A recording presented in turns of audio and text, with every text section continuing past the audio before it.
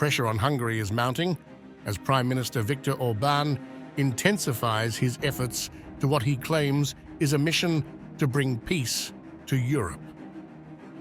Orbán has embarked on a series of high-profile visits to global leaders, aiming to position himself as a prominent peace advocate, a move that has drawn significant criticism within the European Union.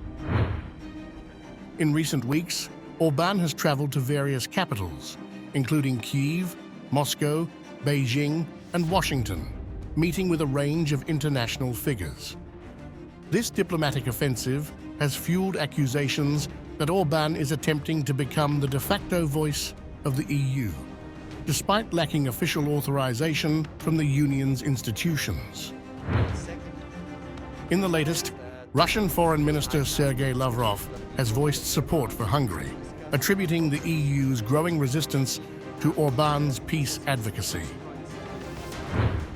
I wish to recall once again what I stated during the Trump administration. Despite the very serious sanctions, there was still dialogue underway, and this is useful in any case. If you read yesterday, perhaps you heard the Foreign Minister of Hungary, Peter Szijjártó, spoke, and a great deal of his statement was dedicated to the way virtually all the rest of the European Union is beginning to engage in acts of sabotage and boycotting the events of the Hungarian chairmanship because Viktor Orbán traveled to Russia and China, and because he is advocating for peace. The reaction within the EU has been swift and severe.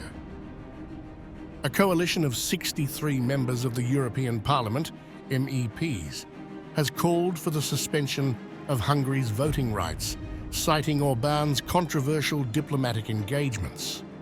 We want to mark our disapproval with the Prime Minister Orbán's uncoordinated trip to third countries on the issue in particular of the war in Ukraine, which have indeed harmed the indispensable image of unity of the European Union.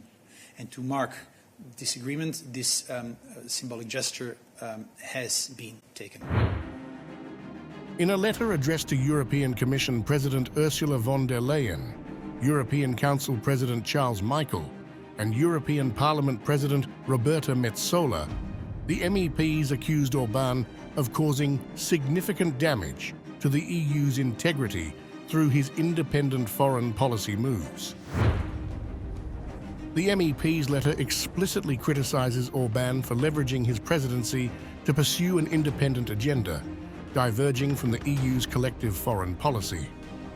The discord has cast a shadow over Hungary's leadership role in the EU, raising questions about its commitment to Union solidarity. The close relationship between Orbán and former US President Donald Trump has also come under scrutiny. This alliance is particularly significant amid the EU's concerns about NATO's future direction if Trump were to win the upcoming US election. A potential Trump administration with vice presidential pick J.D. Vance might drastically alter NATO's unwavering support for Ukraine. Meanwhile, Hungary's Foreign Minister Peter Szijjártó remains defiant, stating that threats and blackmail from the EU will not deter Hungary from its peace mission in Ukraine. The Orbán administration is accustomed to such attacks, Szijjártó told RIA Novosti, emphasizing Hungary's resolve to continue its diplomatic efforts despite mounting opposition from within the EU. The growing rift highlights the challenges of maintaining unity within the Union, especially when member states pursue divergent paths in international diplomacy.